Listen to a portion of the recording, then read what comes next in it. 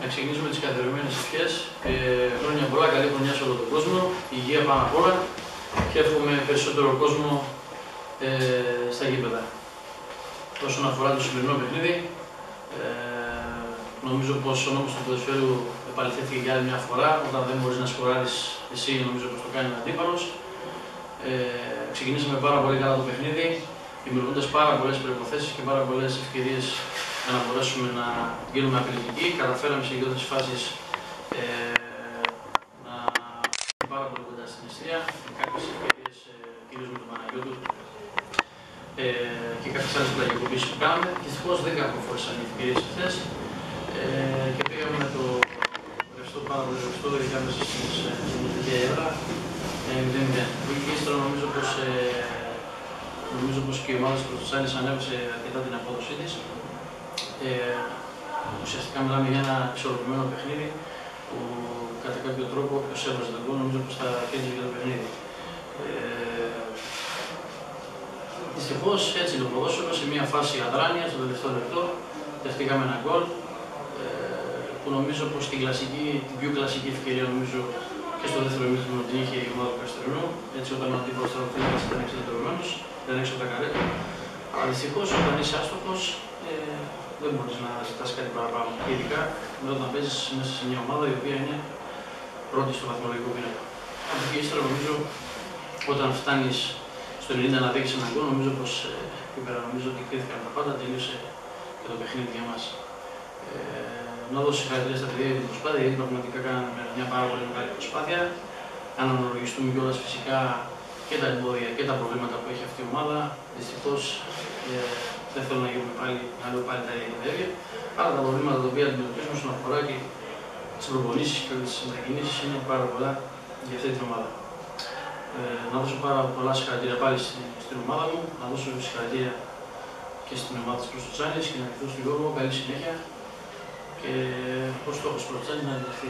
Ο Παναγιώτου θα λέγαμε ότι έδωσε νέα πνοή στην ομάδα, μιας και τον είδαμε πολύ δραστήριο, και αν στη μια εβδομάδα που απομένει ο Καστρινός θα κινηθεί για κάτι άλλο. Σίγουρα κάθε νέος παίκτης που έρχεται στην ομάδα σίγουρα δίνει νέα πνοή στην ομάδα, όπως και τα υπόλοιπα παιδιά. Εντάξει, η απόδοση νομίζω πως ήταν αρκετά καλή, γενικά όλης της ομάδας, όχι μόνο του συγκεκριμένου παίκτη. Θεωρώ πως και τα υπόλοιπα παιδιά θα μπουν κανονικά στην ομάδα και θα βοηθήσουν φυσικά να πω για άλλη μια φορά ότι αυτός είναι ο στόχος, να πλησιαστούν ακόμα περισσότερο, να κατεβάσουν ακόμα περισσότερο το μέσο ηλικίας και το κάθε ένα παιδί ξεχωριστά να βοηθήσει και αυτόν τον τρόπο του. Θα κινηθεί ο Καστρινός για κάτι άλλο, το δεύτερο σκέλος? Προς το παρόν δεν έχουμε κάτι στο μυαλό μας, θα το κοιτάξουμε, θα το εξετάσουμε, θα το δούμε και θα κινηθούμε ανάλογος. Γιώργο. Σήμερα είχαμε να αντιμετωπίσουμε ένα πολύ δύσκολο αντίπαλο που είναι ένα γράμμα νεαρών ποδοσφαιριστών με πολλά τρεξίματα και την ποιότητα κάποιων ποδοσφαιριστών. Είχαμε τεράστια προβλήματα για αυτό το παιχνίδι. Είχαμε προβλήματα με τις κάρτες από την διακοπή και πριν, αλλά προσθέθηκαν άλλα δύο προβλήματα πριν από το σημερινό παιχνίδι. Για λόγους τιμωρίας, τραυματισμούς και προσωπικούς λόγους, σήμερα μας έλειπαν 4 βασικοί ποδοσφαιριστές σε ένα μικρό ρόστερ 14 ποδοσφαιριστών, ενήλικων ποδοσφαιριστών. Μας έλειπαν 4 βασικοί ποδοσφαιριστές. Παρ' όλα αυτά τα παιδιά σήμερα κατέθεσαν την ψυχή τους μέσα στο γήπεδο, πάλεψαν από το πρώτο μέχρι το τελευταίο λεπτό. Θα συμφωνήσουμε με το Χρήστο ότι έγινε ένα ισορροπημένο παιχνίδι και οι δύο ομάδες προσπάθησαν στον γκολ και εμείς είχαμε τιμημένους και Καστρινός είχε τις τιμές του. Στο δεύτερο μήχρονο ανεβάσαμε αρκετά την απόδοσή μας. Είχε στιγμές που πιέσαμε τον αντίπαλο, τον πήγαμε στην περιοχή, αλλά δεν πετύχαμε τον γκολ. Προσπαθήσαμε να διαχειριστούμε σήμερα το παιχνίδι όσο μπορούσαμε καλύτερα με τα προβλήματα που είχαμε και τα καταφέραμε έστω και στο τελευταίο λεπτό.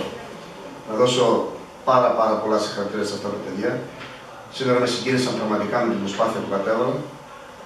Τα προβλήματά μας ήταν τεράστια, αλλά αυτά τα παιδιά αξίζουν πάρα πολύ. Το λέω με όλη μου την ψυχή, να τους ευχαριστήσω πάλι για όλα αυτά που κάνουν για την ομάδα μας, για την προσπάθεια που κάνουν καθημερινά, είτε στις προπονήσεις, είτε μέσα στα παιχνίδια. Εμείς όλο το διάστημα της διακοπής προσπαθήσαμε να είμαστε στο γήπεδο, ήμασταν στο γήπεδο, παλέψαμε ακόμα μέσα και στα χιόνια και στις βροχές. Τα παιδιά προσπάθησαν να είναι στο γήπεδο. Η επιλογή μας είναι να έχουμε ένα μικρό ρόστερ μένουμε πιστοί σε αυτό που ξεκινήσαμε πριν από 3 χρόνια, είναι 4ος χρόνος, χωρίς να αποκλίνουμε καθόλου από αυτό, να έχουμε παιδιά της περιοχής, να χαμηλώνουμε το μέσο όρο ηλικίας, αλλά ταυτόχρονα την ομάδα να την κρατάμε ψηλά στις πρώτες θέσεις βαθμολογίας. Είναι 4η χρονιά που είμαστε στο τοπικό και είμαστε πάντα στις πρώτες θέσεις της βαθμολογίας. Και ταυτόχρονα είμαστε μέσα στο πλάνο το οποίο χαράξαμε με τη διοίκηση τα προηγούμενα χρόνια. Και θα συνεχίσουμε να το κάνουμε χωρίς να επηρεαζόμαστε από τα πράγματα που γίνονται γύρω μας ή κάνουν οι άλλοι. 1000 συγχαρητήρια πάλι στα παιδιά για την πολύ μεγάλη προσπάθεια που κατέβαλαν. Να δώσω συγχαρητήρια και στην ομάδα του Καστρού και στον Χρήστο, γιατί είναι μια καλοδελεμένη ομάδα με καλή φυσική κατάσταση, με τρεξίματα, με πλάνο μέσα στο γήπεδο. Μας δυσκόλεψε πάρα πολύ. Μετά τη διακοπή ήταν ένα δύσκολο παιχνίδι να έχει μια ομάδα η οποία είναι γυμνασμένη με χαμηλό μέσο ηλικίας. Αλλά τα δικά μας τα παιδιά είναι εξίσου γυμνασμένα και σε εμάς είναι αρκετά χαμηλός ο μέσος όρος ηλικίας και τα καταφέραμε έστω και στο τελευταίο λεπτό. Να ευχηθώ, να δώσω και τις ευχές μου με τη σειρά μου σε όλο τον κόσμο για υγεία πάνω απ' όλα και χωρίς τραυματισμού στο ποδόσφαιρο. Ο Καστρινός ήταν η ομάδα που ίσως δυσκόλεψε την Προσοτσάνη μέχρι τώρα στο Γεώργιος Μακρύς. Θα συμφωνήσω ότι ήταν η ομάδα που τη δυσκόλεψε την Προσοτσάνη περισσότερο μέσα στο Γεώργιος Μακρύς. Ήταν η ομάδα η οποία ήταν καλύτερη από αυτές που εμφανίστηκαν μέχρι τώρα μέσα στο γήπεδο της Προσοτσάνης. Γι' αυτό η νίκη μας είναι ακόμα πιο σημαντική, γιατί παρόλο τα τεράστια προβλήματα που είχαμε, τα παιδιά που ήταν υγιεί ή ήταν τιμωρημένα μπήκαν μέσα, κατέδεσαν την ψυχή τους, μέχρι και ο τραυματίας Αστερίου μπήκε έστω για 3 λεπτά, 5 λεπτά στο τέλος, πέτυχε τον γκολ και μας έδωσε αυτή την περήφανη νίκη. Συγχαρητήρια και πάλι τίποτα. Ευχαριστούμε.